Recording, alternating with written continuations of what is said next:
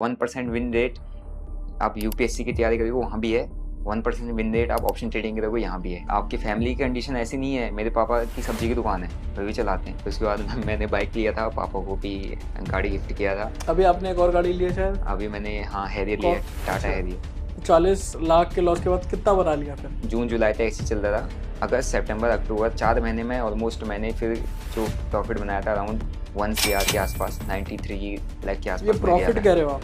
हाँ, प्रॉफिट बनाया।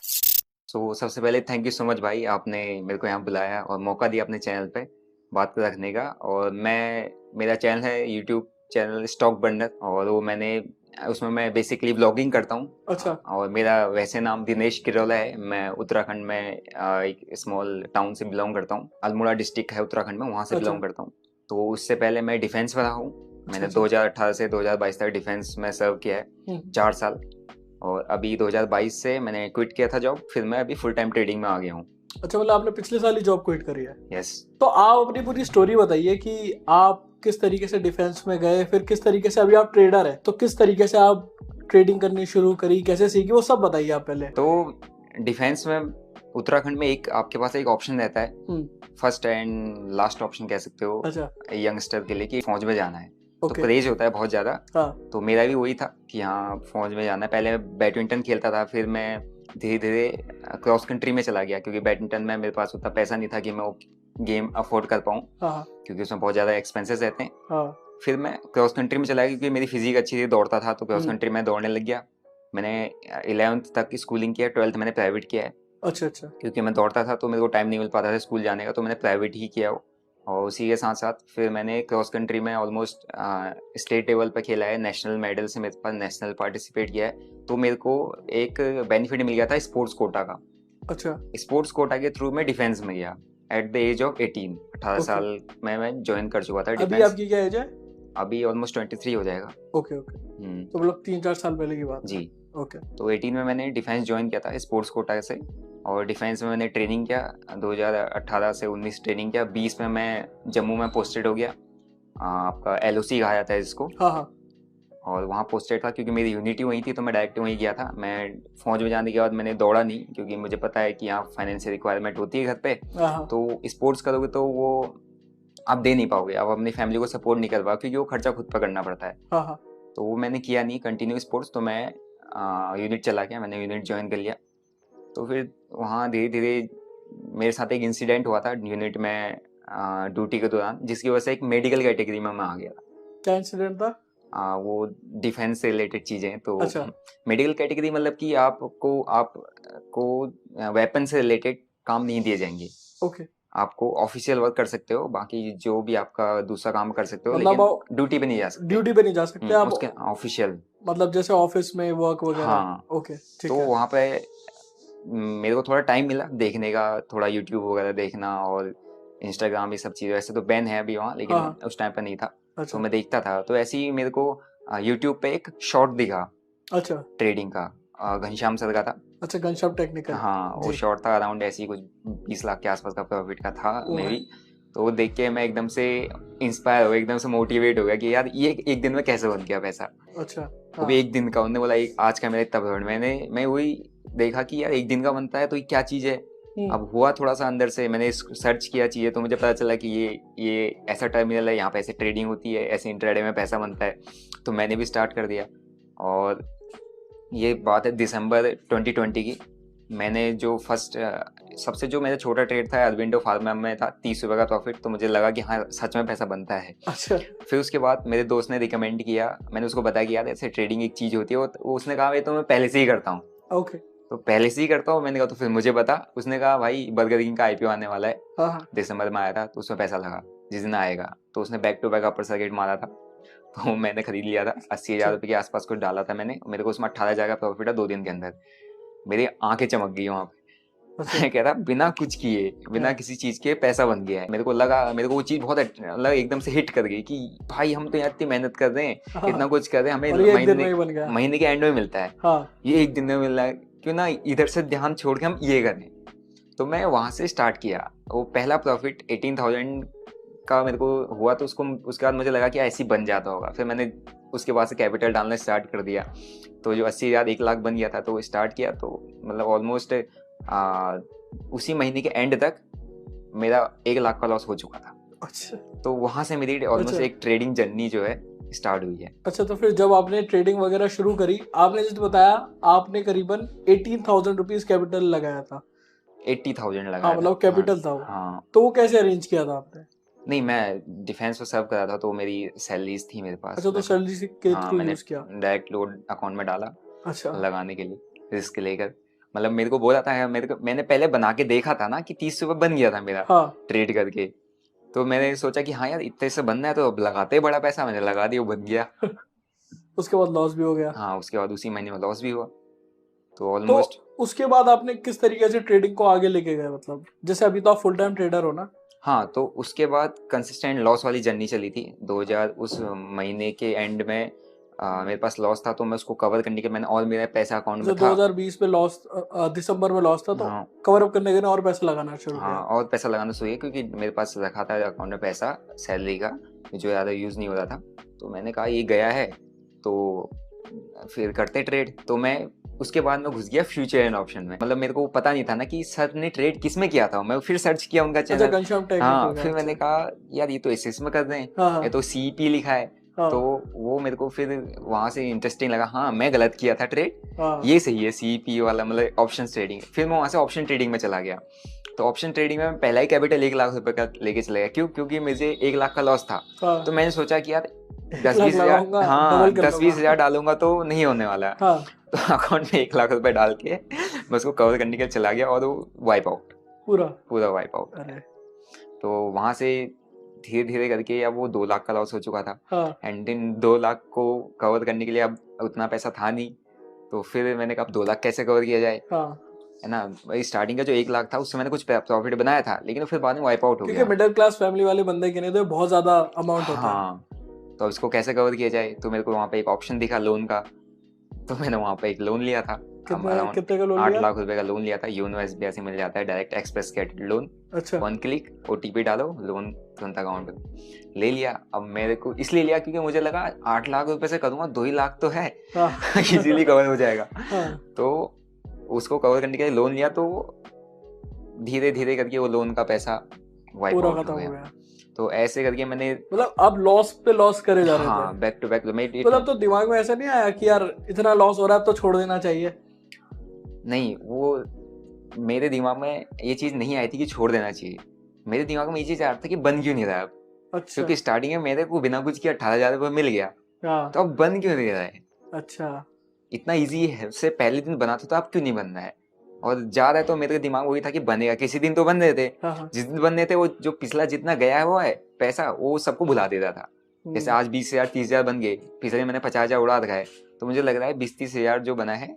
मतलब जब आपने 8 लाख का लॉस किया तो कुछ ना कुछ बन रहा था, छोटा मोटा अमाउंट भी। ओके। बन जाता तो वो चीज वो लॉस को भुला देती थी कि यार अच्छा। हाँ ऐसे बन रहा तो इसका मतलब बन सकता है।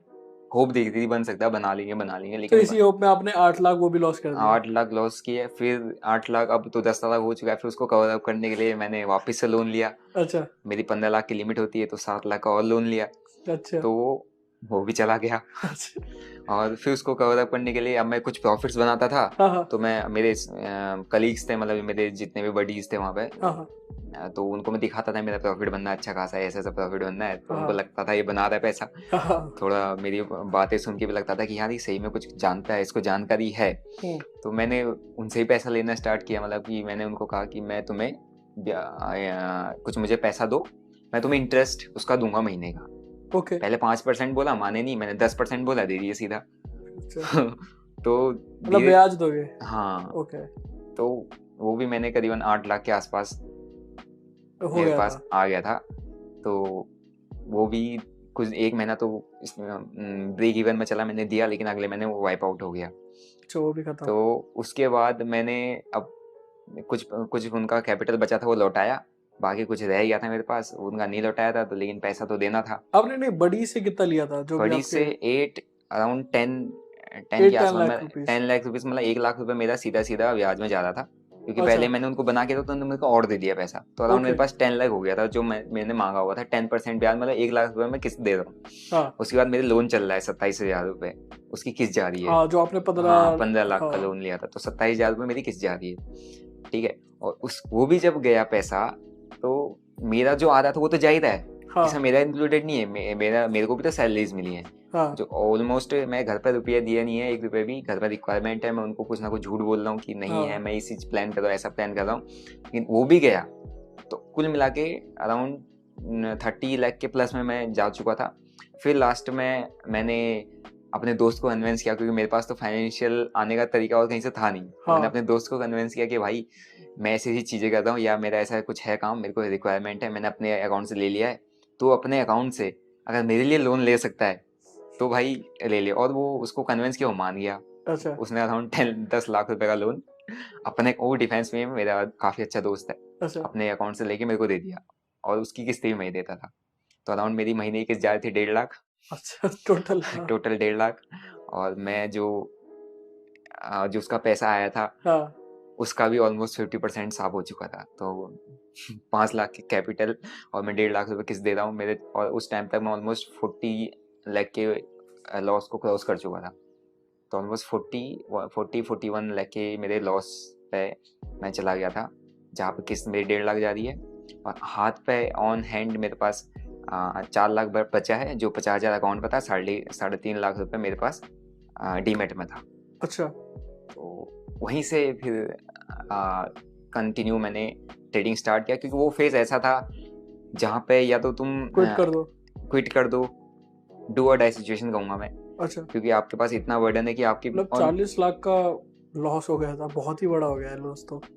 और भाई वो उसको मैं एक्सप्लेन नहीं कर सकता उस फेज को, है ना। वो फेज जानना बहुत जरूरी है, क्योंकि अगर आप ट्रेडिंग कर रहे हो, अच्छा मेरे को 20 लाख का सर का प्रॉफिट तो दिखा था, हाँ लेकिन मेरे को उसके पीछे की 10 साल की मेहनत नहीं दिखी थी, उसके पीछे लगा हुआ पैसा नहीं दिखा था। वो 20 लाख का मुझे भी लगा कि मैं भी बना लूंगा, लेकिन मैं जो जिस तरीके से फिर उस फ्लो में चलता गया, तो वो सारा का सारा पैसा लॉसेस में लॉस। और जो लास्ट रिमेनिंग कैपिटल था मेरे पास, अब उससे एक ही होप थी कि अगर इसके बाद कितना कैपिटल था? मेरे पास 3.5 लाख था डीमेट में। मैंने अच्छा 50,000 और डाला था अपने अकाउंट से, अच्छा। तो मेरे पास 4 लाख का कैपिटल से वापस से मैंने स्टार्ट किया ट्रेडिंग। तो आपने 40 लाख के लॉस के बाद फिर उसको प्रॉफिटेबल कैसे किया?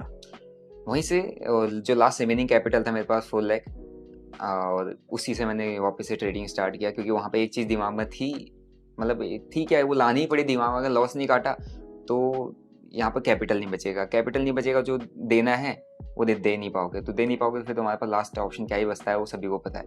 हाँ और आपकी फैमिली की कंडीशन ऐसी नहीं है। मेरे पापा की सब्जी की दुकान है, वो भी चलाते हैं। अच्छा वो मैं ट्रेडिंग कर रहा हूँ, ठीक है, लेकिन वो पहले से चलाते आ रहे हैं, तो उनके लिए वो सब कुछ है ना। और फैमिली में मैं सबसे बड़ा हूँ, मेरे पास सारी रिस्पॉन्सिबिलिटीज़ है। मेरे छोटे भाई बहन है, हमारे पास अभी गांव वाला जो छत वाला घर है वही था, और अभी खुद का भी नहीं है, अभी अपार्टमेंट है, लेकिन खुद का घर नहीं है, वो भी मैं अभी बनाऊंगा धीरे धीरे।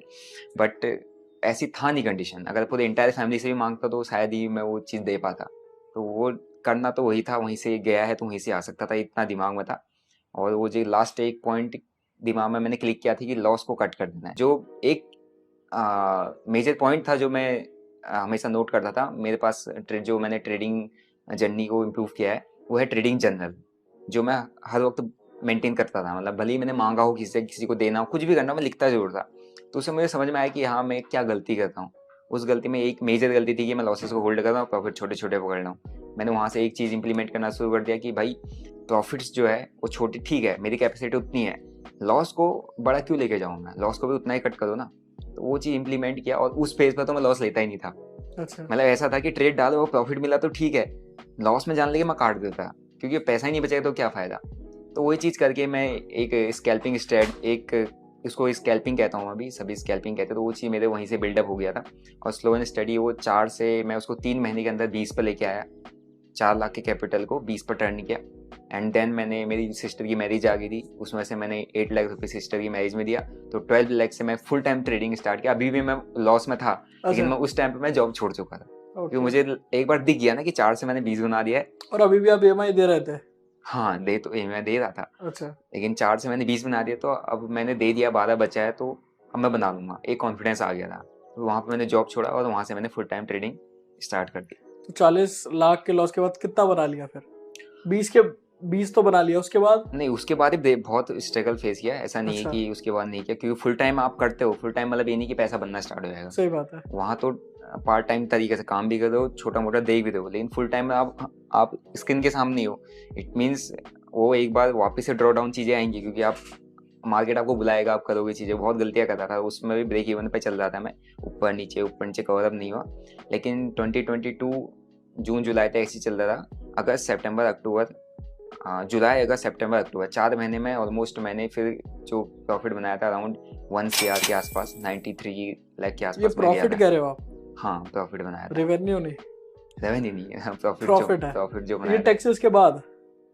नहीं, मतलब टोटल जो प्रॉफिट है, टैक्सेस अच्छा। वगैरह सब अलग जाएंगे। Okay okay. 4 महीने में मतलब ऑलमोस्ट 2 महीने में लॉस कवर हो गया था, हाँ, एंड अगले 2 महीने में जितना लॉस था उतना ही प्रॉफिट आ गया था। काफी यार, काफी इंस्पायरिंग स्टोरी है आपकी। अच्छा, उसके बाद आपने फिर क्या, जो आप डिफेंस पे कर रहे थे वो छोड़ दिया था? हाँ, वो छोड़ दिया था ना, फुल टाइम जब मैं कर रहा था तो मैं छोड़ चुका था जॉब। जो 12 लाख से मैंने फुल टाइम स्टार्ट किया, जॉब क्विट कर चुका था। मैंने बताया नहीं था घर पे कि हम उत्तराखंड में रहते हैं, वहाँ ये चीज़ बताओगे तो एक्सेप्टेबल नहीं है। और डिफेंस की जॉब छोड़ना आम बात नहीं है, बहुत बहुत बड़ी बात हो बहुत जाती है। रिपीटेटिव जॉब है वाकई। हाँ, वो नहीं छोड़ सकते, लेकिन मैं फेज में ऐसा था जहाँ पर मुझे करना पड़ा। मैंने आपकी जो स्टॉक पे देखा था, शायद जब आपके पास 12 लाख रुपए या कुछ ऐसे थे, तो आप पीजी में बैठ के हाँ, ट्रेडिंग करते थे। पीजी में मेरा उसका भी किराया 10,000 हो जाता था। अच्छा। खाना पीना रहना, अकेला रूम था। मैंने बताया नहीं था किसी को मैं कहाँ हूँ क्या हूँ। लोगों को लगता था, रिलेटिव्स को लगता था ये जॉब पे है, लेकिन मैं मतलब छुप के अंडरग्राउंड होके कर रहा था। फिर मैंने रील्स, मेरे प्रॉफिट्स बनने लगे, फिर मैंने रील्स सेल्स छोटी शेयर करने लगी, तो लोगों को दिखने लग गया कि हाँ ये कुछ कर रहा है। दोस्तों, जैसे दिनेश भाई ने अपनी ट्रेडिंग की जर्नी शुरू करी थी, आप भी अपनी ट्रेडिंग की जर्नी शुरू करना चाहते हो, लेकिन आपको पता ही नहीं है कि यार कौन सा प्लेटफॉर्म बेस्ट है ट्रेडिंग शुरू करने के लिए। अगर आप मेरे से पूछो तो यार मेरे को एक प्लेटफॉर्म पता है जो कि मैं खुद पर्सनली यूज करता हूं, जिसका नाम है एम स्टॉक बाय मिराय एसेट। जहां पे आप कितने भी ट्रेड करो, आपको बिल्कुल भी ब्रोकरेज फीस नहीं देनी होती। एम स्टॉक पे करीबन 1 साल से 12 करोड़ प्लस के ट्रेड एग्जीक्यूट हो चुके हैं और इनपे भी करीबन 2.5 लाख से ज्यादा एक्टिव यूजर्स हैं। तो अगर आपको एम स्टॉक से अपनी जर्नी शुरू करनी है, ट्रेडर बनना है, सक्सेसफुल ट्रेडर बनना है आगे जाके, तो आप अपना ट्रेडिंग और डीमैट अकाउंट आज ही खुलवा सकते हो, जिसकी जो कीमत है वो 999 रुपीज है, जिसमें आपको जिंदगी भर लाइफ टाइम कोई ब्रोकरेज फी नहीं देनी पड़ती। अब देखो, एम स्टॉक पे ना आप हर तरीके के प्रोडक्ट पे जितना चाहे उतना ट्रेड कर सकते हो। जैसे इक्विटी में ट्रेड कर सकते हो, डिलीवरी में ट्रेड कर सकते हो, करेंसी में कर सकते हो, इंट्राडे कर सकते हो, या फिर फ्यूचर एंड ऑप्शन में भी जितना चाहे उतना ट्रेड कर सकते हो। साथ ही साथ अगर मैं आपको बता दूं, यहाँ पे अगर आप एडिशनल 999 रुपीज पे करोगे तो आपको लाइफ टाइम के लिए एएमसी नहीं पे करना होगा, जो कि आप हर साल पे करते होगे डिफरेंट प्लेटफॉर्म्स के अंदर। लेकिन आप सोच रहे हो यार उमेर में न्यूबी हूं और शायद मैं इतना ज्यादा ट्रेड ना करूं, तो आप इनके बिल्कुल फ्री प्लान से भी शुरुआत कर सकते हो, जहां पे आपको फ्यूचर एंड ऑप्शन, इंट्राडे और करेंसी पे 20 रुपए की ब्रोकरेज फीस जो होती है वो पे करनी पड़ेगी। यार ब्रोकरेज की इतनी बात हो रही है, क्या मैं आपको कैलकुलेट करके दिखाऊं कि आप कितना पैसा बचा सकते हो ब्रोकरेज पे हर साल? तो यहाँ पे मैं इनकी वेबसाइट पे आ गया हूं, और अगर हम लेट सपोज मान के चलते हैं हम इंट्राडे कर रहे हैं और हम हर दिन 20 रुपए का ब्रोकरेज दे रहे हैं पर ऑर्डर, और लेट सपोज हम 10 ऑर्डर भी ले रहे हैं, तो यहाँ पे आप देखो हम ईयरली 48,000 रुपीज सेव करने वाले हैं इस प्लेटफॉर्म को यूज करके। एम स्टॉक बिना आपको मार्जिन ट्रेडिंग की भी फैसिलिटी मिल जाती है, स्टार्टिंग फ्रॉम 6.99%, जो कि इंडस्ट्री का लोएस्ट है, और इसमें आपको बहुत सारे फीचर देखने को मिल जाते हैं, जैसे 1 click order placement and execution, और साथ ही साथ आपको प्री डिजाइंड इंडेक्स बास्केट भी मिल जाते हैं, और साथ ही साथ आप वॉइस सर्च करके अपने जो फेवरेट स्टॉक है उनको भी चेकआउट कर सकते हो। तो यार वेट किसका कर रहे हो, अभी जाओ, डिस्क्रिप्शन में आपको लिंक मिल जाएगी, जल्दी से जाके अपना जो अकाउंट है एम स्टॉक पे ओपन कर लो और शुरुआत करो ब्रोकरेज फ्री ट्रेडिंग की। तो फैमिली का क्या रिएक्शन था जब प्रॉफिट दिखाया आपने? हाँ, वो मैं लास्ट ईयर ये अक्टूबर में ही फैमिली के पास गया हूँ। उससे पहले तक मैं नहीं था। जब मैंने पूरा रेवेन्यू बनाया, मतलब पूरा प्रॉफिट किया, मतलब मेरे पास दिखाने लायक था कि मैं इतना कर चुका हूँ, ताकि वो कुछ बोले ना और रिलेटिव भी कुछ बोल ना सके। तो उतना मैंने जब किया, तब जाके मैंने अपने आप को आगे लेके आया कि हाँ मैं किया है। अब रिएक्शन क्या था, उनको दिख गया कि पैसा बना रहे हैं, उनके लिए मेन चीज़ है कि हाँ अब जो भी कर रहे हो वो फैमिली वाले भला ही चाहते हैं अपने बच्चे का। सही बात है। बना रहे तो फिर इतना कुछ था नहीं। अच्छा, मैं आपसे पूछना चाहूंगा कि जब आप ये पूरी सिचुएशन से गो थ्रू कर रहे थे, जैसे आपने 40 लाख का लॉस किया, आपको हर महीने ईएमआई देनी पड़ रही है, लोन की, रेंट है, तो किस सिचुएशन थी आपकी माइंडसेट की, और कैसे आपने, कहते हैं ना अपने आप को, क्या कहते हैं उसको, फिक्स किया? क्योंकि देखो उस सिचुएशन में आपको बहुत सारे थॉट्स आते होंगे बिल्कुल आते हैं भाई। कि भाई क्या हो रहा है मेरी जिंदगी के साथ, क्या चल रहा है। और मैंने जहाँ तक सुना है ट्रेडिंग माइंडसेट का गेम है। बिल्कुल, बिल्कुल। तो आपका क्या माइंडसेट था जो कि आपको सक्सेसफुल बना दिया ट्रेडिंग पे? हाँ, वो फ़ेज़ ऐसा था कि आप ना किसी को बता सकते हो। काम भी तुमने वहाँ का जो ड्यूटीज़ है वो करनी है। उसके साथ अपने ट्रेड्स भी देखने हैं। क्या चल लॉसेस भी फेस कर रहे हो। घर से फ़ोन आ रहे कि रिक्वायरमेंट है फाइनेंशियल ऐसे-ऐसे, उनको भी आप झूठ बोल रहे हो। कोई दोस्त लोग हेल्प माँग रहे उसको भी झूठ बोल रहे हो। जो कह रहा है कि बना रहा है, जिससे पैसा माँगा उनसे भी झूठ बोल रहे हो। तो मतलब ऐसी आदमी अंदर ही अंदर अपने आप में ही वो जो घुटन टाइप की होती है ना, वो चीज़ें होती थी। वो वाला फेस रहा है और वो ट्रेडिंग में होता है। जो लॉसेस में है, जितने भी लोग लॉसेस में वो इसको फील कर सकते हैं, वो बहुत ज़्यादा होता है और उससे रिकवर करना मुश्किल होता है बहुत ज़्यादा। लेकिन अगर आप हार मान जाओगे ना कि अब तो नहीं हो पाएगा, तो फिर वो वहाँ पर आदमी फिर वो नहीं हो पाता। लेकिन अगर आपके अंदर है कि यार करना तो है, क्योंकि वो इसलिए करना था क्योंकि भाई उसके बाद ऑप्शन ही नहीं है ना मेरे पास कुछ। सेकंड ऑप्शन नहीं है। 40 लाख मेरे को कौन देगा? कहाँ से मैं निकालूँगा? क्या ऐसा चीज़ है मेरे पास? ना मैं 12th पास हूँ, 12th भी मैंने प्राइवेट किया हुआ है, मेरे पास कोई स्किल सेट नहीं है, मेरे पास कुछ नहीं है, मैं कहाँ से बनाऊँगा? क्या चीज़ दे सकता है मेरे को? या मैं डिफेंस पे जॉब कर रहा हूँ, सर्व कर रहा हूँ, मैं उससे कहूँगा कि मुझे ज़्यादा दो, ऐसा होगा? नहीं, उनको चीज़ है, वो चीज़ है, उनको थोड़ी ना पता है। मैंने अपने उस पर ही बेसिस पे की हैं सारी गलतियाँ, तो मुझे निकालना भी वहीं से है। तो वो चीज़ दिमाग में था कि हाँ, करना है तो यहीं से ही करना है, दे ही यही सकता है, लास्ट एंड फाइनल ऑप्शन ही वही है। तो धीरे-धीरे करके किया, अपने आप को स्टेबल, अपने आप को मेरे को लगता टिकाया। है कि आपका जो आर्मी वाला माइंडसेट था उसने काफी हेल्प करी, हाँ, वहाँ ना वहाँ हार मानने का। रोना नहीं सिखाते। हाँ। वहाँ मैं बहुत बार बोलता हूँ कि वहाँ पर अगर आपका मोरल डाउन है, तो आपकी पूरी टीम का मोरल डाउन हो जाएगा। तो आप कैसा भी फेस कर रहे हो, आपको हमेशा हँसते हुए रहना पड़ेगा, आपको हमेशा मोटिवेटेड रहना पड़ेगा। तो वही चीज़ शायद मेरे को हेल्प किया। तो जैसे अभी आप लेट सपोज करीबन 3 साल से ट्रेडिंग कर रहे हो, जी। है ना? तो आपका हाईएस्ट प्रॉफिट एक दिन में कितना बना है और हाईएस्ट लॉस कितना गया है? अक्टूबर का महीना था 2022, highest profit 22 lakh in a day. अच्छा।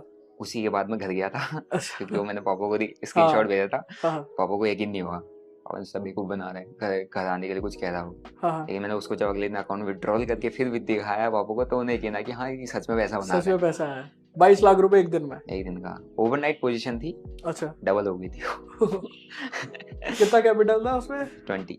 अच्छा, 20 लाख था। हाँ, 20 लाख था और उससे उसी महीने में 18 लाख का लॉस भी था एक दिन का। अरे उसी महीने में? उसी महीने में, और सेम मंथ का जो मेरा प्रॉफिट था 27 लाख सही है। After profit and loss. मतलब प्रॉफिटेबल तो थे हाँ। At the end. तो अगर लेट सपोज किसी को अभी भाई ट्रेडिंग शुरू करनी है जी। और आप तो स्कैल्पिंग करते हो, जी। तो अगर किसी को शुरू करना है तो कैसे कर सकता है, अगर आप उनको कुछ गाइडेंस दे पाओ? देखो, पहली चीज़ तो अट्रैक्ट नहीं होना है। आपको जो दिखता है कि हाँ, जैसे अगर मैं ये व्लॉगिंग करता हूँ, तो लोग देखते हैं कि हाँ, ये दिन का इसके लाख रुपए का प्रॉफिट बनना है ना? तो मैं साथ-साथ मेरा जो डेली का होता है मैं दिखाता हूँ। तो मतलब आपको अट्रैक्ट नहीं होना है कि चीज़ों से कि यार आपका मतलब आप कह आय रहे हो और प्रॉफिट से अट्रैक्ट नहीं अट्रैक्ट होना नहीं होना है पहली चीज़। आपको ये देखना पड़ेगा कि आप किसी से भी इंस्पायर हो रहे हो, किसी से भी इन्फ्लुएंस हो रहे हो, आपको देखना पड़ेगा इसने टाइम कितना दिया है, इसका दौर कैसा गुजरा है उस स्टेज पे पहुंचने तक का। तो सबसे पहला चीज़ होता है लर्निंग। आप बेसिक से चीज लर्निंग स्टार्ट करोगे और लर्निंग के साथ साथ आपको मार्केट के को कमाने के लिए नहीं, पहले देने के लिए आना पड़ेगा। है। अच्छा। मेरी गलती थी, मैं आया कमाने के लिए, लालच में आया था ना, मेरे को दिखा तो मैं लालच में आ गया कि हाँ यार, मैं भी बना दूंगा। मैं सीखने आया होता शायद मेरे को चीज़ें समझ में आती यार, इसको सीखना पड़ता है, करना पड़ता है। मैं तो रोज कमाने के लिए घुसा था। लेकिन स्टार्टिंग में आप मार्केट को देने के लिए आओ, मार्केट को कुछ देने के लिए कैपिटल लाओ और उसके बेसिस में मार्केट से सीखो। ऐसे करके आप स्टेप बाय स्टेप चलोगे तो ग्रोथ है, मतलब आप इसमें करियर बना सकते हो। लेकिन डायरेक्टली आए सोचा 1-2 महीने में कमा लोगे, ऐसा नहीं होता। 1% विन रेट आप यूपीएससी की तैयारी करोगे वहाँ भी है, 1% विन रेट आप ऑप्शन ट्रेडिंग करोगे यहाँ भी है। मेहनत दोनों जगह लगती है। अच्छा, अगर कोई बंदा नया ट्रेडिंग के बारे में जान रहा है, जी। तो आप क्या बताओगे कि ट्रेडिंग क्या होती है और इसमें कितने तरीके की ट्रेडिंग करी जाती है? जैसे बहुत सारी होती है ना, ऑप्शन ट्रेडिंग, इंट्रा ट्रेडिंग, अलग अलग चीजें। ट्रेडिंग बेसिकली आप एक ही दिन में प्रॉफिट और लॉस करके निकलते हो। सिंपल सा है कि एक दिन के अंदर आपने अपना कैपिटल कुछ डाला मार्केट में, और उसको किसी भी शेयर को 100 रुपये पे उठाया, अच्छा 102 पे बेचा, आपने 2 2 रुपये का रुपए का प्रॉफिट प्रॉफिट। उठाया, 100 रुपये पे उठाया, 98 बेचा आपने, 2 रुपये का लॉस बनाया। तो वही है कम्प्लीटली ट्रेडिंग। और ट्रेडिंग आप शेयर्स में कर सकते हो, इक्विटी कहते हैं इसको, कैश में। उसके बाद फ्यूचर एंड ऑप्शन कर सकते हो, स्विंग ट्रेडिंग कर सकते हो, और आपका कमोडिटीज़ में कर सकते हो, क्रिप्टो करेंसीज में करते हैं, अलग अलग है। मैं स्कैल्पिंग करता हूँ। तो स्कैल्पिंग क्या होता है? स्कैल्पिंग इज लाइक आप कम टाइम में, टाइम भी आपका कम होता है, टाइम फ्रेम भी आपका स्मॉल होता है कि 1 मिनट से लेकर 5 मिनट के बीच में आप ट्रेड ले भी रहे हो और एग्जिट भी कर दे रहे हो, और आपके जो पॉइंट्स हैं वो भी कम आपको मिल रहे हैं, मतलब 2-4 पॉइंट में आप अच्छा खासा प्रॉफिट बना रहे हो। बस ये है कि कैपिटल बड़ा होता है। बड़े कैपिटल से कम टाइम में कम पॉइंट्स लेके आप अच्छा खासा डिसेंट सा प्रॉफिट निकाल के आ जा रहे हो मार्केट से, वही स्कैल्पिंग है। तो आप शुरुआत से स्कैल्पिंग करते हुए आ रहे हो? हाँ, मेरे को जब से मैंने अपना loss step by step cover करने वाला फेज मेरा शुरू हुआ था, वो स्कैल्पिंग से ही था। वो मुझे पता नहीं था उस वक्त कि मैं स्कैल्पिंग करता हूँ, लेकिन वो कम्प्लीटली स्कैल्पिंग था। क्योंकि मैं क्या करता था, लॉसेस होते थे काट देता था छोटे छोटे, प्रॉफिट होता था वो भी छोटे छोटे ही काटता था। तो हाँ। छोटे प्रॉफिट छोटे लॉस, वो इक्वल टू स्कैल्पिंग। ओके। तो अगर किसी को स्कैल्पिंग शुरू करनी है तो कैसे कर सकता है? लेट्स नहीं सपोज उन्होंने डीमैट अकाउंट बना लिया। नहीं, स्कैल्पिंग बिल्कुल नहीं कर सकता, अच्छा। क्योंकि स्कैल्पिंग इतना ज़्यादा रिस्की है। ओके। एक होता है ऑप्शन ट्रेडिंग, आप ऑप्शन बाय कर रहे हो, ठीक है, हैज कर रहे हो, ठीक है, लेकिन आप स्कैल्प कर रहे हो। स्कैल्प मतलब क्या, मैं जहाँ पर 1 लाख रुपए लगा के 50,000 में 50% का रिटर्न एक दिन में ऑप्शन में बना सकता हूँ, ठीक है, मेरे अंदर कैपेसिटी है, 50,000 बनाऊंगा। वहीं आप स्कैल्पिंग कर रहे हो, उसी 50,000 को बनाने के लिए आपको 10 लाख रुपये डालना पड़ेगा। और 10 लाख मतलब अगर आपकी बनाने की कैपेसिटी 5%, तो 10 लाख लगा के 5% जब आप बनाओगे एक स्कैल्प में, तब जाके आपको 50,000 का प्रॉफिट मिलेगा। लेकिन आप रिस्क पे कितना लगा रहे हो, 10,000 रुपये। तो स्कैल्पिंग मैं तो बिल्कुल ही कमेंट नहीं करूँगा, स्कैल्पिंग करनी नहीं है। वो मुझे पता है ना, मैं फुल टाइम ट्रेडिंग कर रहा हूँ, मुझे पता है कितना रिस्क होता है। एक दिन में आप 2-4-5-10% करके बनाते हो, लेकिन एक दिन में 20% उड़ जाता है। उसके बाद अपने आप को मैनेज करना हर किसी के बस की बात नहीं है, वो एक्सपीरियंस से ही आता है। मेरे साथ अभी भी होता है, अगर आप मेरे ब्लॉग्स देखोगे, मैं हर चीज़ मेरा जैसा होता है, जैसे लॉसेस होते हैं, प्रॉफिट्स वाले महीने हैं, और उसके बाद प्रॉफिट वाले, ये जैसे ये महीना है लॉस में गया है, जाएगा, क्योंकि होता ही होता है। तो स्कैल्पिंग तो रिस्की है। आप इक्विटी में करो, ऑप्शंस में करो, हेजिंग करके करो। स्कैल्पिंग जब आप मतलब शुरुआत वहां से करो। हाँ, वहाँ से करो। जब आपका टाइम हो जाए, मार्केट में टाइम स्पेंड कर लिया हो, आपको समझ में आ जाए चीज़ें, तब आप स्कैल्पिंग में जा सकते हो। ठीक है, ठीक है।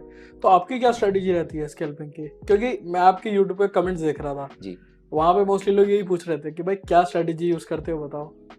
यार देखो, स्कैल्पिंग की स्ट्रेटजीज ऐसी होती है ना, इसको आप एक्सप्लेन नहीं कर सकते। मेरी एक स्ट्रेटजी है जो मैं एक्सप्लेन किया हुआ हूँ, वो है बिग बार स्ट्रेटजी। हाँ। कि मार्केट में अभी चार्ट में कभी भी आपको एक बिग बार दिखता है, हाँ। उसके बाद चांसेस होते हैं कि उसके बाद मूवमेंट आता है, 1-2 कैंडल मूवमेंट दे देती है, तो वो आपने मैक्सिमम ऑफ द टाइम देखा होगा। लेकिन और स्कैल्पिंग बहुत तरीके से होता है, बहुत अलग अलग स्ट्रेटजीज है, क्योंकि आपने मार्केट 100 पॉइंट मूव कर रहा है, आपने 10 पॉइंट पकड़ने, हाँ। तो उसके लिए आप उसके लिए 10 तरीके की स्ट्रेटजीज यूज कर सकते हो। लेकिन ये है कि आपको स्ट्रेटजी का मतलब ये होता है स्कैल्पिंग है कि आपके पास स्टॉप लॉस लगाने की जगह। स्कैल्पिंग का स्ट्रेटजी का मतलब ये नहीं होता कि प्रॉफिट कैसे बनना है। अगर स्ट्रेटजी आप प्रॉफिट के लिए देख रहे हो, इट मीन्स आप गलत डायरेक्शन हो। स्कैल्पिंग या अगर आपके पास जो स्ट्रेटजी है, उसका मतलब लॉस कहाँ पे कट रहा है, लॉस कहाँ पे काटना है, बस। प्रॉफिट तो आपका स्किल सेट डिपेंड करेगा, आपकी एक्यूरेसी डिपेंड करेगी। मतलब लॉस नहीं होने देना।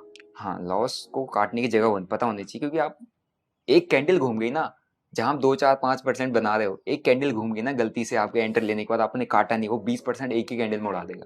अच्छा, मैं बहुत सारे लोग ना नए ट्रेडिंग कर रहे हैं, जी। ठीक है, जो ये वीडियो देख रहे हैं, मैं उनसे मतलब उनका भी यही क्वेश्चन होगा कि आप थोड़े ये समझाओ यार, ये पैटर्न्स क्या होता है, चार्ट्स क्या होता है। उनको समझ में नहीं आता, वो जी। बहुत सारी वीडियोस देख लेते हैं, जी। पर कंफ्यूजन रहती है यार ये होती क्या चीज़ है। तो कुछ फंडामेंटल्स ट्रेडिंग के जो होते हैं वो आप समझा दो इनको। ट्रेडिंग के अंदर आपको टेक्निकल एनालिसिस सीखना बहुत जरूरी है। फंडामेंटल्स, टेक्निकल एनालिसिस क्या होता है? टेक्निकल एनालिसिस की प्राइस जो मूव कर रहा है ना, अच्छा। चार्ट जिस तरीके से मूव करता है, उस प्राइस के मूव करने के जो बिहेवियर है, उसको अंडरस्टैंड करना। मतलब ऊपर जा रहा है, नीचे हाँ, जा नीचे रहा आ रहा है, नीचे आया तो कैसा है, क्या था इसके पीछे, क्योंकि मैं ट्रेड करता हूँ, इंडिविजुअल बंदा हूँ। हाँ। स्क्रीन के पीछे मेरी तरह करोड़ों हैं, उनकी हाँ। भी अपनी साइकोलॉजी, उनका भी अपना थॉट प्रोसेस है। सही बात है ना। तो प्राइस उस साइड में भागेगा जिस साइड ज्यादातर लोग सोच के पैसा डालेंगे, ठीक है ना। है। तो वो जो प्राइस का जो बिहेवियर है, उसको अंडरस्टैंड करने को ही आप टेक्निकल एनालिसिस करते हो। उसको अंडरस्टैंड किया जाता है कैंडलस्टिक पैटर्न से, चार्ट पैटर्न से, कि चार्ट्स का एक पैटर्न बनेगा तब आपको समझ में आएगा कि यार यहाँ पर साइकोलॉजी चल क्या रही है ट्रेडर्स की या मार्केट की, या आप इंडिकेटर्स यूज़ करोगे। तो इंडिकेटर्स क्या होता है? इंडिकेटर्स मतलब जो प्राइस आपका चल रहा है डाटा बेस्ड होते हैं, लैगिंग होते हैं। अच्छा। तो मैं ये कहूँगा कि इंडिकेटर्स पर आप ज़्यादा डिपेंड ना हो, आप प्राइस पर, आप कैंडलस्टिक्स पर जितना ज़्यादा काम करो, क्योंकि पहली चीज़ प्राइस हमें कौन बता रहा है, कैंडलस्टिक। कैंडलस्टिक पर को जितना अच्छा आप अंडरस्टैंड करोगे, जितना अच्छा रीड करोगे, आपको मार्केट समझ में आ जाएगा। लेकिन आप अगर इंडिकेटर्स के बेसिस पर चलोगे मार्केट में तो वो थोड़ा सा उतना मतलब रिलायबल नहीं है। कैंडलस्टिक का यूज किसके लिए होता है? प्राइस को रीड करने के लिए कि ऊपर जा रहा है, नीचे जा रहा है? आपको चार्ट देखे तो चार्ट में आपको प्राइस कौन बता रहा है, कैंडलस्टिक बता रही है ना। तो प्राइस को रीड करने के लिए मतलब कैंडलस्टिक पूरा की मार्केट का बिहेवियर समझ के ही करना है काम। जी। ओके। अगर वो समझ में नहीं आएगा, मार्केट का बिहेवियर समझ में नहीं आएगा, तो मार्केट, हम रिटेलर है, हमें फंसाने के लिए ही है। अगर हमसे प्रॉफिट नहीं बोला तो बनाएगा यही जाता है कि अगर आपका प्रॉफिट हुआ तो किसी का लॉस होगा मार्केट जी। में। तो मैं यहाँ पे और भी चीजें पूछना चाहूंगा, जैसे स्टॉप लॉस क्या होता है?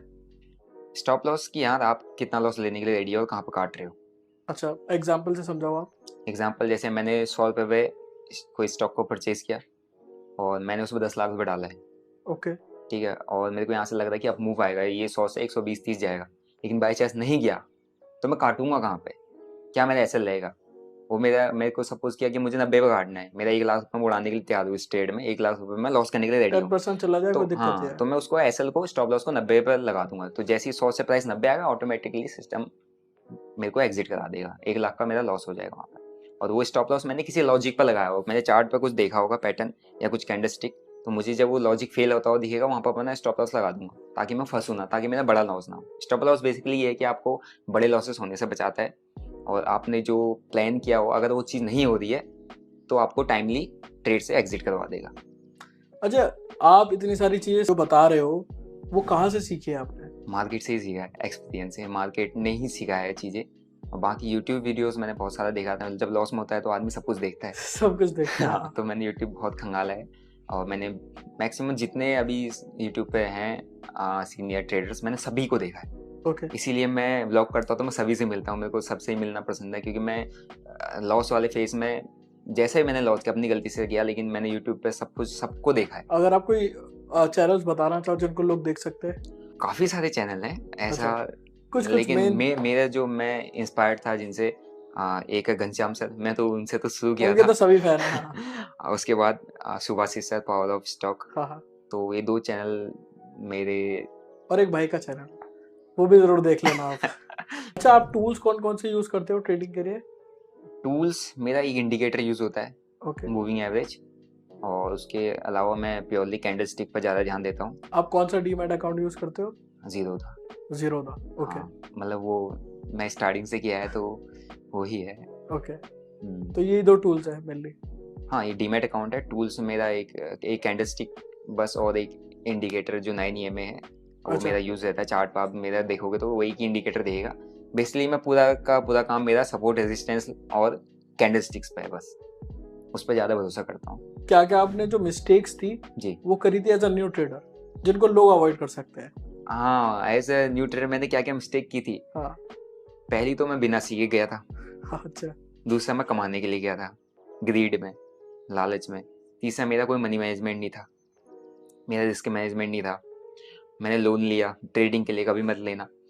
और उसके साथ साथ मैंने अपनी मिस्टेक्स पर काम नहीं किया स्टार्टिंग में। मैं सिर्फ पैसा आए, मुझे सिर्फ पैसा दो, मैं ट्रेड करूँ, ये वाली से फेज में चला था। लेकिन ये चीज़ गलत है, ये सारी चीज़ें आपको अवॉइड करनी है। सीखे बिना कुछ नहीं होने वाला। मैं सीखे बिना चीज़ें कर रहा था, वो तो धीरे धीरे मार्केट से मैं सीखता गया, समझता गया। लेकिन स्टार्टिंग से मैं चीज़ें सीख लेता, risk management, money management, tools कैसे यूज़ करते हैं, कैसे प्राइस बिहेव करता है, कैसे कैंडलस्टिक्स चलती है, अगर मैं सब सीख लेता तो शायद मैं उस फेज में नहीं जाता। लॉसेस होते हैं लेकिन वो मैनेजेबल होते। तो ये गलतियाँ नहीं करनी चाहिए मैं। अच्छा, आपने यहाँ पे मनी मैनेजमेंट का बताया, जी तो अगर किसी जो ट्रेडर है वो नया शुरुआत कर रहा है, जी। तो वो अपना कैपिटल कितना कैपिटल लेके आए पहले मार्केट में? और अगर वो जैसे स्टूडेंट है, बहुत सारे स्टूडेंट भी करते हैं आजकल जी। ट्रेडिंग, उनके पास वो कैपिटल अपने फैमिली से लेकर आते हैं, हाँ, तो उनको मैनेज कैसे करें? स्टार्टिंग में कैपिटल जो एक रिक्वायर्ड है, अगर आपको सीखना है, मैं तो कहूँगा कि आप स्टार्टिंग में 5 to 10,000 का एक कैपिटल रखो, ठीक है। और उसको कमाने के लिए मत जाना कभी, उसको दे दो आप मार्केट में। डीमैट में डालो और उससे ट्रेड करो, बस टेस्ट करो, ट्रेड करो। जो आपने सीखी हैं, पहले आपने लर्निंग फेस किया, आपने चीज़ें सीखी हैं और उस चीज़ों को, जो भी आपने सीखा ना, उसको अप्लाई करो। क्या वो आपके लिए काम कर रही है, नहीं कर रही है? अगर आपके लिए काम कर रही है तो उसमें इंप्रूवमेंट करो, तो वो चीज़ चलेंगी। लेकिन वो जो पैसा जो स्टार्टिंग में लेके आ रहे हो उसे कमाने के लिए मत आना। और वो बाकी कितना लेके आना है, वो हर एक कैपेसिटी अलग अलग है। जितना आप स्टार्टिंग में लूज़ करने के लिए ईजिली रेडी हो, और सेम चीज़ आप बार बार कर सकते हो। अगर आप 10,000 लूज़ करने के लिए ईजिली रेडी हो और 10,000 आप 10 करके 3-4 बार लूज़ करने के लिए रेडी हो, तो 10,000 से स्टार्ट कर सकते हो। हर आदमी की लूजिंग कैपेसिटी पे डिपेंड करता है, पर स्टार्टिंग में अपना मोटा पैसा लेके बिल्कुल मत आना। अगर कोई बंदा नया है ट्रेडिंग में तो जी। क्या वो मोबाइल से कर सकता है या उसको बड़ा सेटअप चाहिए? जैसे मैंने आपका भी सेटअप देखा था, काफी अच्छा सेटअप है, मतलब बड़ी सी स्क्रीन है। बहुत सारे लोग उसको देख के मोटिवेशन फील करते हैं, लेकिन वो सोचते हैं यार क्या हम मोबाइल से कर पाएंगे? नहीं, मैंने जो लॉस वाला सारा फेस था ना, ये सब मोबाइल से हुआ था। अच्छा। मेरे पास वहाँ कुछ था नहीं। ये मैं फुल टाइम ट्रेडिंग टैब से किया। मेरे पास टैब है, 19,000 रुपये लिया था उस रियलमी का। उससे फुल टाइम ट्रेडिंग मैंने स्टार्ट किया।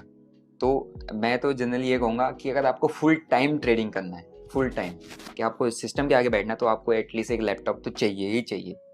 एक फ़ोन, एक लैपटॉप, एक देखने के लिए, एक एग्जीक्यूट करने के लिए। बट आप सोचे फ़ोन से हम फुल टाइम ट्रेडिंग स्टार्ट कर दूंगा, वो नहीं है, क्योंकि आप पैसा कमाने के लिए लगा रहे शुरुआत हो। कर सकते हैं, शुरुआत कर सकते हैं, आप देख सकते हो, चीज़ें टेस्ट कर सकते हो, लेकिन आपको करियर बनाना है तो एक सिस्टम तो चाहिए।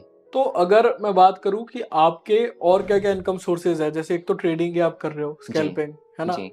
और किस तरीके से आप पैसे कमा रहे हो? ट्रेडिंग से तो मेरा चलता है, ट्रेडिंग में अप्स एंड डाउन्स होते रहते हैं। एब्सोल्युटली। बाकी मैं अभी यूट्यूब ब्लॉगिंग करता हूँ, तो हाँ। यूट्यूब भी मेरे को कुछ दे देता है। बाकी थोड़े बहुत ब्रांड डील्स हाँ। और सब ब्रोकर, जिसको कहते हैं रेफरल। मेरे रेफरल। रेफरल डिस्क्रिप्शन में रेफरल लिंक्स रहते हैं अलग अलग ब्रोकर्स के। और साथ ही साथ मैं टीचिंग में भी हूँ, सिखाता अच्छा। भी हूँ। अच्छा। और मेरी स्ट्रेटजी जो है वो भी मेरे ऐप के अंदर ही है। तो मतलब टीचिंग से और सब ब्रोकरशिप कह सकते हो उसको आप, यूट्यूब और मेरा ट्रेडिंग। ओके, तो करीबन 4-5 इनकम सोर्स है अभी। जी। अभी अगर मैं बात करूं आपके पोर्टफोलियो की, मतलब कुछ है नहीं, कि मैं मतलब सिर्फ ट्रेडिंग से ही अभी काम चल रहा है? नहीं भाई, मेरे को जो आता है मैं वही करता हूँ। मेरे को Okay. स्कैल्पिंग आती है, मैं स्कैल्पिंग करता हूँ। मैं कोई लॉन्ग पोजीशन नहीं जाता, ना लॉन्ग टर्म नहीं खेल रहे? ना मैं स्विंग किया, ना मैं, मेरा कोई पोर्टफोलियो है, सिर्फ अच्छा। स्कैल्पिंग, सिर्फ ट्रेडिंग ही करता हूँ बस, कोई पोर्टफोलियो नहीं। पर ऐसा है कि बनाने वाले हो? हाँ, मैं अलग सोचा हूँ, रियल इस्टेट, मतलब कि वहाँ इन्वेस्ट किया जाए, वहाँ पे एक अपने पास होना चाहिए। क्योंकि अभी मेरे पास देखो, मेरे पास अभी खुद का घर नहीं है। हाँ। अभी क्योंकि लास्ट ईयर मैं लॉस वाले फेज में था। अभी प्रॉफिटेबल हो रहा हाँ, है? ये वाला फेज अभी मेरा जो 1 साल के अंदर ही पूरी ट्रेडिंग ने चेंज किया है। तो अभी एकदम से एक ट्रेडर को क्या चाहिए होता है कि उसके पास एट अ टाइम उसका एक कैपिटल जो है होना चाहिए। अगर मैं उसको ऐसी जगह डाल दूंगा सही बात है। जहाँ अटक जाएगा, वहाँ मैं नहीं डालना चाह रहा। धीरे धीरे करके करेंगे। तो अभी जैसे बहुत सारे लोग मोटिवेशन के लिए आपसे पूछना चाह रहे हैं हाँ। कि आपने अभी तक ट्रेडिंग से क्या क्या ले लिया है? महंगी महंगी चीजें। नहीं, देखो, सबसे पहला मैं सिस्टम पर बहुत खर्चा किया हूँ। अच्छा। मेरा सेटअप मैंने टैब से स्टार्ट किया। हाँ। 19,000 का टैब लिया था। और जो सेकंड हैंड फ़ोन लिया था मैंने, क्योंकि मेरा फ़ोन जमा हो गया था वहाँ जब मैं डिफेंस को अच्छा। क्विट किया था, हाँ हाँ। तो वो भी मैंने 19,000 का लिया था। तो मैंने अपना स्क्रीन लिया, वो 80,000 का पड़ा था। तो ऑलमोस्ट मेरा जो ट्रेडिंग सेटअप पे ही 7 से 7, साढ़े 7, 8 लाख का सेटअप में खर्चा हुआ है, मतलब वहाँ पर किया है। तो उसके बाद मैंने बाइक लिया था, पापा को भी गाड़ी गिफ्ट किया था। अभी आपने एक और गाड़ी ली है शायद? अभी मैंने, हाँ, हैरियर लिया, टाटा अच्छा। हैरियर। तो ये सारी चीजें हैं। हाँ। तो आप यार, जैसे बहुत सारे जो लोग हैं, आपके जो व्यूअर्स भी देख रहे होंगे, जी। उन्होंने एक चीज आप में नोटिस करी है कि आप अपना टाइम अच्छे से मैनेज करते हो एंड आप कंसिस्टेंट बहुत हो। तो वो किस तरीके से, डिसिप्लिन कैसे आता है कि यार हर दिन ट्रेडिंग करनी ही करनी है? नहीं, हर दिन ट्रेडिंग करनी ऐसा डिसिप्लिन नहीं है कि हर दिन करना ही करना है। लेकिन अब मैं स्कैल्पर हूँ, तो वो हर दिन मार्केट स्कैल्पर के लिए है। नहीं मतलब बाकी ये कंसिस्टेंट कैसे होता है? कंसिस्टेंट ये डिफेंस ने सिखाया। अच्छा। मेरा वहाँ सब कुछ जितना भी मैं करता हूँ, जितनी मैं 9 महीने की ट्रेनिंग हुई है, प्रॉपर ट्रेनिंग की है, तो डिफेंस एक आदमी को ऐसा बना देता है कि अगर उसने एक चीज़ सोची है तो वो करेगा, उसको मिस नहीं कर सकता। तो मैं वहीं से मेरे अंदर कंसिस्टेंसी आती है। और दूसरी चीज़ ये है कि अगर आपने कुछ कंसिस्टेंट रहने का प्लान किया, उसको ब्रेक करोगे, तो फिर वो जो आप एक्सपेक्ट कर रहे हो ना उससे, कि मेरे को इससे ये एक्सपेक्टेशन है, वो एक्सपेक्टेशन वो ब्रेक हो जाएगा। तो कंसिस्टेंसी ऐसी चलती है मेरी, मतलब यही है अभी। यही है। अच्छा, अगर कोई नया बंदा आ रहा है, ट्रेडिंग कर रहा है, तो जी। क्या आप उनको एडवाइस या टिप्स देना चाहोगे? पहली चीज़ है लर्निंग। ठीक है। ट्रेडिंग में घुसना नहीं है। और सबसे पहली चीज मैं आपको बताना चाहूंगा कि ऑप्शन ट्रेडिंग में मत आना। अच्छा। ऐसा लग रहा है ना, क्योंकि मेरे को आप सब देखेंगे, हम सभी ट्रेडर्स को देखते हैं हाँ, हाँ। ऑप्शन ट्रेडिंग करते हैं, तो लोगों को लगता है कि यही है। भाई आप इक्विटी में ट्रेड कर लो ना, कैश में जाओ आप। रिलायंस, आईसीआईसीआई बैंक, एचडीएफसी, ये सारे जितने अच्छे अच्छे स्टॉक्स हैं इन पर तो काम करो, तभी तो आप कोई इंडेक्स पकड़ोगे, तभी तो आप ऑप्शन ट्रेड करोगे। तो कैश में पहले काम करो, पहले इक्विटीज में काम करो। सीखने वाला जो एक फेज है, एटलीस्ट 6 महीना से 1 साल अपने आप को सीखने के लिए दो। उसके बाद अर्निंग वाला फेज होता है। और स्टार्टिंग के आपने देखा होगा मैक्सिमम जो एक रेट है कि स्टार्टिंग के 6 महीने के अंदर एक ट्रेडर वाइप आउट हो जाता है मार्केट से। उसका मेन रीजन ये है कि 6 महीने के अंदर तो कमाना चाहता है। सही बात है। आपको यहाँ सालों लगते हैं, है ना, वो रियलिटी है मार्केट की। उस रियलिटी को आप एक्सेप्ट क्यों नहीं करते? आपको लगता है कि मेरा आज बन गया तो यही रियल है, ऐसा नहीं होता। एक्चुअली लोग ट्रेडिंग को एज अ जुआ समझ के आ जाते हैं, हाँ तो इस वजह से उनका माइंडसेट रहता है कि जल्दी से पैसा कमाओ और जाओ। बिल्कुल बिल्कुल, वो तो सर जुआ। आप अगर बिना रिस्क मैनेजमेंट, बिना चीज़ें सीखे करो तो जुआ ही है। कोई भी चीज़ में बिना सीखे चीज़ें करोगे तो जुआ है। सीख के, मैनेज करके, रिस्क को कैलकुलेट करके कोई चीज़ करे वो बिजनेस। तो रिस्क कैसे मैनेज करते हो आप? रिस्क सर मेरा एक लूजिंग कैपेसिटी है। अगर मैं जैसे कोई ट्रेड में घुस रहा हूँ, ठीक है। ठीक है, तो मैं 5 लाख से उस ट्रेड में स्कैल्प करने जा रहा हूँ। मुझे पहले ये पता है कि मैं ये ट्रेड लेने तो जा रहा हूँ। मेरी एक्सपेक्टेशन है कि यहाँ से प्राइस ऊपर जाएगा, 100 पे उठाया तो 110 जाएगा। ठीक है। लेकिन इस 10 रुपए के बदले मैं देने के लिए क्या, मतलब मैं कितना देने के लिए तैयार हूँ। तो जो वो प्री डिसाइडेड जो आपका प्लान होता है ना, ट्रेड प्लान, की मैं इतना लूज करने के लिए रेडी हूँ इस ट्रेड में, वही आपका रिस्क मैनेजमेंट है। लेकिन हम मैक्सिमम लोग रिटेलर्स, हम लोग को डिसाइड नहीं करते। हमको चाहिए कि हमें इतना प्रॉफिट मिल जाए। लॉस आए, फोन को जेब में रख के बैठ रहते कि यार अब तो ऊपर चल ही जाएगा। तो आप कितना एक ट्रेड में घुसने से पहले कितना लूज करने के लिए रेडी हो, वही आपका रिस्क मैनेजमेंट है। ठीक है। और कोई टिप अगर आप देना चाहो? और यही दूंगा कि सीख के करो। बिना सीखे करोगे तो मेरा ऐसा हश्र हो जाएगा जैसा मैं जिस फेज में मैं गुजरा हूँ।